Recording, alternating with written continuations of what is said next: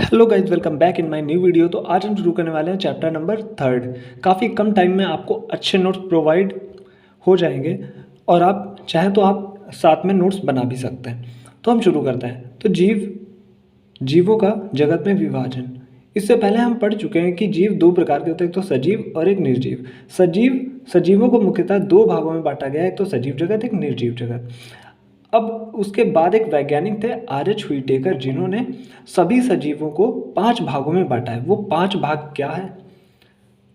Monera जगत, protista जगत, कवक जगत, पादप जगत और जंतु जगत। मोनेरा में क्या होता है कि सभी जीवाणुओं का अध्ययन किया जाता है। अक्सर क्वेश्चन पूछ लिया जाता है कि जीवाणुओं का अध्ययन किसके अंतर्गत किया जाता है, तो जीवाणु जो होते हैं मोनेरा जगत के अंतर्गत आते हैं। फिर बात आ जाती है प्रोटिस्टा जगत। ये हमारा प्रोटिस्टा जगत, इसमें अमीबा, पैरामीशियम जैसे जीवों का अध्ययन किया जाता है। फिर आ जाता है कवक जगत। कवक जगत में देखिए मशरूम, फफूंद जैसे सजीवों का अध्ययन किया जाता है। फिर आ जाता है अपना पादप जगत। इसमें पौधों के विषय में पढ़ाया जाता है, इसको कहते हैं फ्लोरा। फिर आ जाता है हमारा जंतु जगत। इसमें जंतुओं के विषय में पढ़ाया जाता है, इसे बोलते हैं फौना। तो अब हम बात कर लेते हैं जीवाणु विज्ञान का जनक, मतलब जीवाणु विज्ञान के जनक कौन थे? एंटोनी वॉन लीवनहॉक, इन्होंने जीवाणुओं की खोज की थी। जीवाणु एक कोशिकीय जीव होता है या सभी जगह पर पाया जाता है। अब बात करते हैं पृथ्वी का अपमार्जक, मतलब सफाई कर्मी। तो जो सड़ी गली चीज़ें होती हैं उनकी सफाई कौन करता है? तो वो होते हैं जीवाणु और कवक। लाइकेन क्या है? यह सहजीवी का उदाहरण है। देखिए सहजीवी क्या होता है, तो वो आपको समझा देते हैं। सहजीवी होता है जिसमें दो जीवों का फायदा होता है, एक दूसरे पर आश्रित रहते हैं। जैसे कि लाइकेन जो होता है वो सहजीवी का उदाहरण होता है। ये क्वेश्चन भी मोस्ट इंपॉर्टेंट है। लाइकेन शैवाल और कवक से मिलकर बनता है, ठीक है। लाइकेन वायु प्रदूषण का सूचक होता है, मतलब अगर वायु प्रदूषण को चेक करना है तो लाइकेन की सहायता से चेक किया जाता है। जैसे कैसे चेक होता है? जहाँ पे SO2 यानी सल्फर डाइऑक्साइड अधिक होगी वहाँ लाइकेन कम हो गया।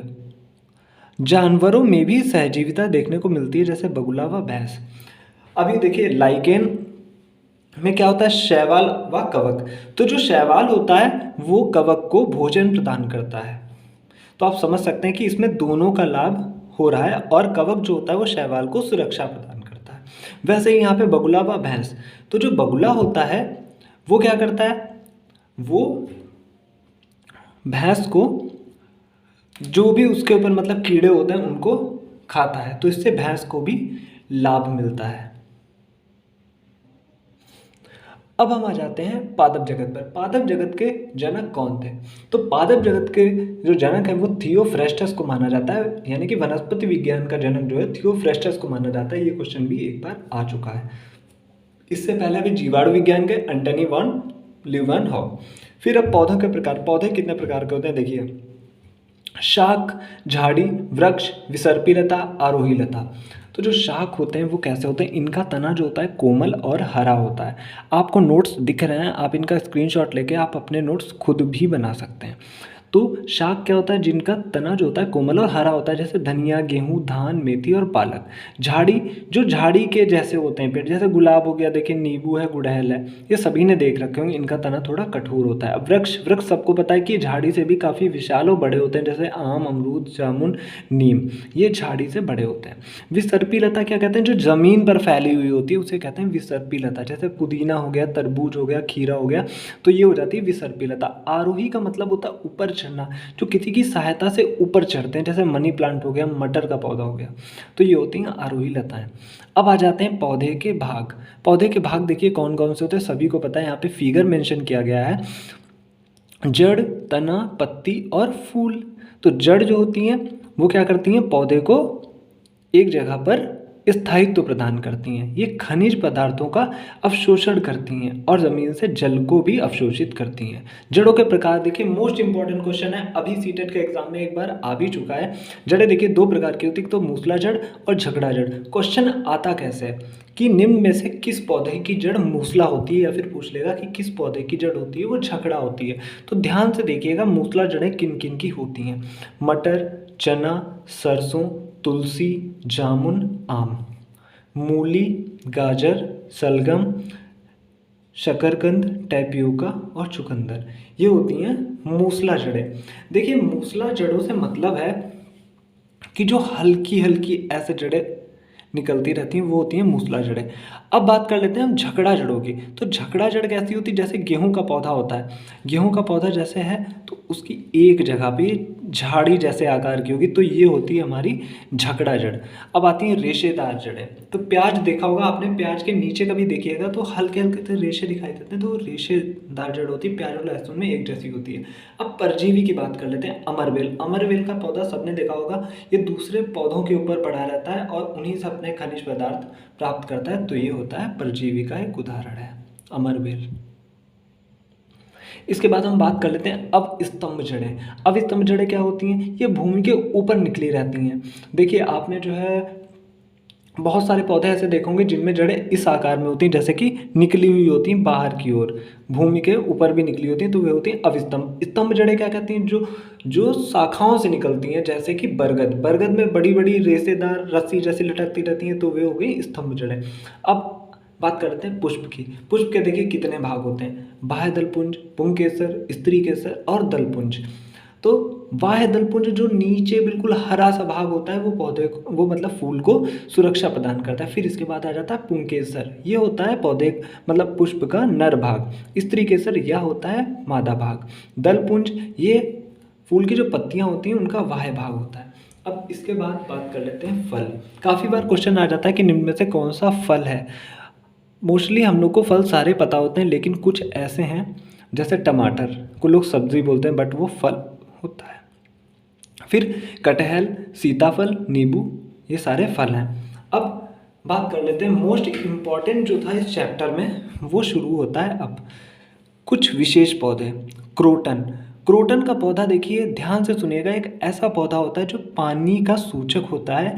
किसानों को ये बताता है कि कब फसल को पानी चाहिए, कब नहीं चाहिए। जब क्रोटन का पौधा सूखने लगता है तो किसान समझ जाते हैं कि अब फसल को पानी चाहिए। जब तक क्रोटन का पौधा हरा भरा रहता है तब तक फसल को पानी नहीं चाहिए होता है। फिर इसके बाद कर लेते हैं पीपल की बात। पीपल एक विशाल पेड़ होता है और ये 24 घंटे ऑक्सीजन देता है, इसे बोधि वृक्ष भी कहते हैं। नेपथीन्स या खटपर्णी मोस्ट इंपॉर्टेंट है, यह एक कीटभक्षी पौधा है। ये कीड़े मकोड़े, चूहों व छोटे जीवों को खा जाता है। इसमें एक खास खुशबू निकलती है जो कीटों को अपनी ओर आकर्षित करती है। यह मेघालय, ऑस्ट्रेलिया, इंडोनेशिया में पाया जाता है। यह घड़े के आकार का होता है। देखिए 4 ऑप्शन आते हैं, उनमें से एक ना एक गलत होता है और वो आपको टिक करना होता है। देन अब इसके बाद हम बात कर लेते हैं, ये आप देख सकते हैं रेगिस्तानी ओक की। तो जो रेगिस्तानी ओक होता है ये ऑस्ट्रेलिया के रेगिस्तान में पाया जाता है, मोस्ट इम्पॉर्टेंट है। इसकी जड़ें अधिक गहरी होती हैं, पत्ती कम होती हैं, इसके तने में पानी एकत्रित रहता है। पानी एकत्रित रहता है तो वहाँ के जो स्थानीय लोग होते हैं वो इसके तने से पानी निकाल के पीते हैं, क्योंकि पानी की हो जाती है उस टाइम पे कमी। अब खिजड़ी, ये भी इम्पॉर्टेंट है। यह भारत के रेगिस्तान में पाया जाता है। इसकी लकड़ी में कभी कीड़ा नहीं लगता है, इसकी छाल से दवा बनती है और इसे ज़्यादा पानी की आवश्यकता नहीं होती है। अब बात कर लेते हैं क्षेत्र के आधार पर पौधे। मरूदभिद होता है, जलोदभिद होता है और लवणोदभिद होता है। तो मरूदभिद क्या होते हैं, जो रेगिस्तानी इलाके में पाए जाते हैं, जैसे बबूल, कीकर, कैक्टस। अब बात कर लेते हैं हम जलोदभिद, जो जल में पाए जाते हैं, जैसे कमल हो गया, लिली हो गया, हाइड्रिला हो गया। अब लवणोदभिद, मैंग्रोव वन जो होते हैं वो मतलब खारे पानी में पाए जाते हैं। तो ये था आज का इम्पॉर्टेंट टॉपिक, चैप्टर नंबर 3। अब डिस्कस कर लेते हैं कुछ इम्पॉर्टेंट क्वेश्चंस। ये है देखिए इंपॉर्टेंट क्वेश्चन, किस सजीवों को 5 जगत में किसने विभाजित किया। आर्य छुटेकर मैं पढ़ा चुका हूँ। जीवाणुओं का अध्ययन किस जगत में आता है, देखिए मोनेरा में आता है। जीवाणु विज्ञान के जनक कौन है, एंटोनी वॉन लीवानोव। निम्न में से के कारण दही जमता है, जीवाणु के कारण लैक्टोबैसिलस जो कि होता है। निम्न में से जीवों का कौन मुख्य रूप से गर्म व आर्द्र स्थान पर पाए जाते हैं, तो ये होते हैं कवक। बेकरी में कौन सा कवक यूज़ किया जाता है, ईस्ट, खमीरे सबको पता है। फिर इसके बाद लाइकेन किस प्रकार के प्रदूषण का प्राकृतिक सूचक है, वायु प्रदूषण। तो क्वेश्चंस काफ़ी कॉमन आते हैं, बस आपको मेहनत करनी है, बिना मेहनत के कुछ भी नहीं मिलता है। आप यहाँ पे देख सकते हैं। फिर मैं बता रहा हूँ इस वीडियो में कि सबसे मोस्ट इम्पॉर्टेंट बुक है आप इससे अच्छे से तैयारी कर सकते हो। आपको 1 घंटे की, 2 घंटे की, 3 घंटे की वीडियोस देखने की ज़रूरत पड़ेगी ही नहीं, क्योंकि यूट्यूब पे काफ़ी टॉपिक इतना ईज़ी दिया जाता है और पेपर में उससे उल्टा आता है, तो आपको तब समझ आता है कि कुछ आया ही नहीं। वीडियो अगर अच्छी लगी हो तो आप शेयर कर सकते हैं और सब्सक्राइब भी कर सकते हैं हमारे चैनल को। Thank you. 10 मिनट में आपको बहुत ही ज़्यादा इंपॉर्टेंट चीज़ें पढ़ाई हैं और पेपर आप मैच कर सकते हैं। जो पेपर ईवीएस का आएगा 80% यहीं से आएगा। Thank you.